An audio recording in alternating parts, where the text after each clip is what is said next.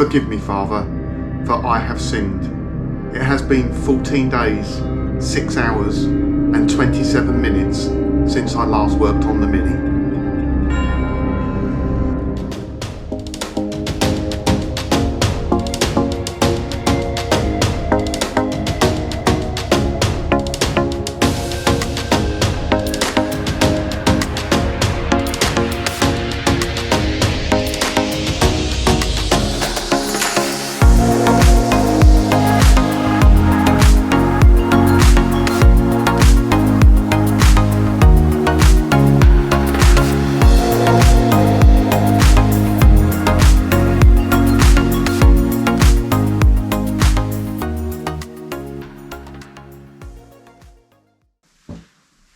Hey Mini enthusiasts, how are you doing? Welcome back. I hope you're all well and I hope you're having a great day. So unfortunately, I don't have any footage today of restoration work on the Mini.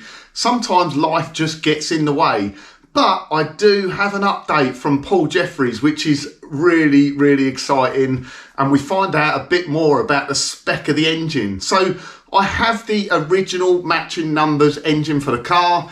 It was all seized up, and I sent it up to my friend Paul Jeffries, and he stripped it down quite recently and done a video on it. So if you've not seen the video, I'm going to put a link up the top there.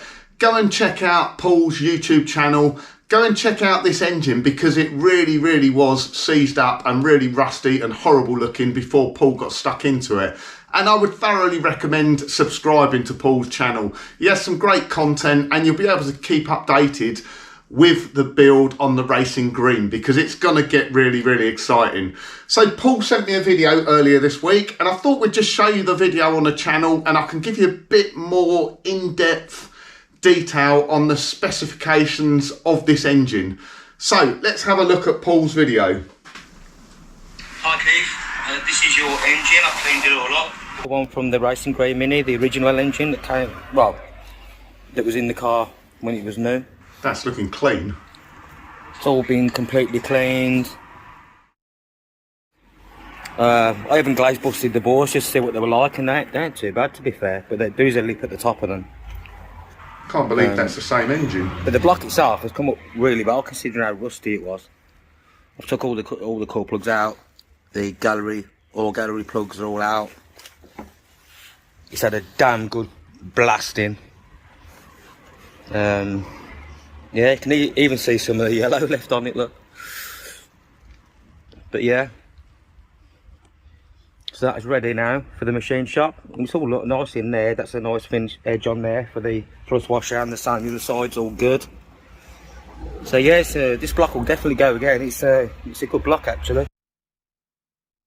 Wow, I'm really pleased about that. That is looking really good, and it's come up really nicely. So if you didn't know, the engine that was in the Racing Green when I bought it wasn't the original engine. The previous owner had swapped the engine over because there was problems, I think oil pressure problems or cooling problems with the previous engine. However, after I bought it, the owner got in contact with me and said, if you want the original engine, come and pick it up. So I did. It had been sat underneath a bench in a damp garage for a while, and unfortunately it was quite rusted and seized up, but it is the original block, and it will be a little bit like Trigger's broom. It's like anything car restoration wise, how much of the car actually is original. But I will be able to say, once this engine's built and put back in the car, it will have the original engine number and it will be matching numbers. So I think it's worth doing.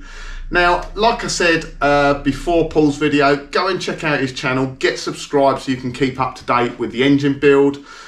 The engine's looking really amazing. I'm really pleased to that. But this engine, we are going to modify it a bit.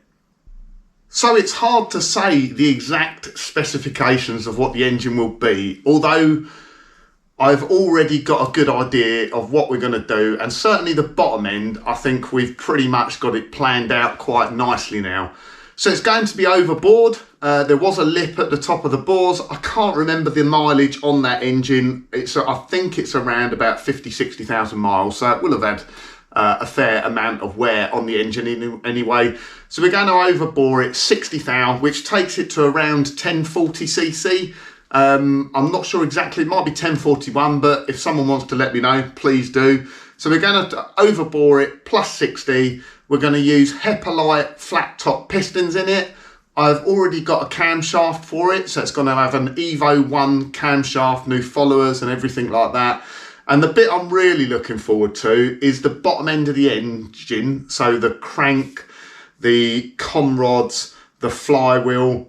It's all going to be fully lightened and balanced as one unit. So the crank, the flywheel, the clutch assembly, the con rods and everything like that. So that the purpose of doing that really is to keep it all nicely balanced and smooth. So it should make it a really nice, smooth running, revvy little engine. And it should be really, really good.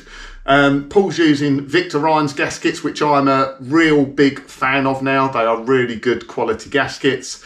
And aside from that, the cylinder head is also going to get a full refresh on it as well. So again, if you look at the previous videos, I did find a problem with the valve guides on the cylinder heads and the valves. So rather than mucking around with it, we're just going to refresh the whole lot. So a few people commented in the previous videos of why I'm not doing the engine rebuild myself. And that's quite a good question and quite a good challenge. I'm perfectly capable of assembling an engine and putting an engine together, but I'm not an engine builder. And if this was just a standard engine that I was putting together, I really wouldn't think twice about it and I would just do it and I would film it for the channel. But this is going to be a modified engine. I want it to be as good as it can be. I want to get a good amount of power out of it. I want it to be absolutely sweet as a nut. And when you're not building engines every day like that, you don't build up that knowledge and experience that other people have.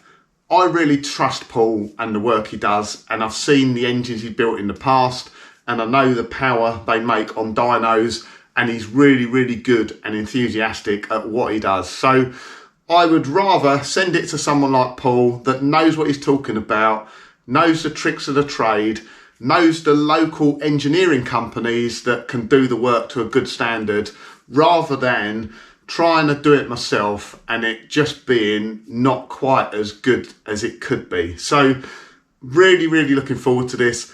Apologies there's no restoration work this week, little bit different. I will get back onto the restoration work as soon as I can, and hopefully we can get this Racing Green done in time for the summer. Thanks for watching this week. Have a great week, and I will catch you again on the next one. Cheers.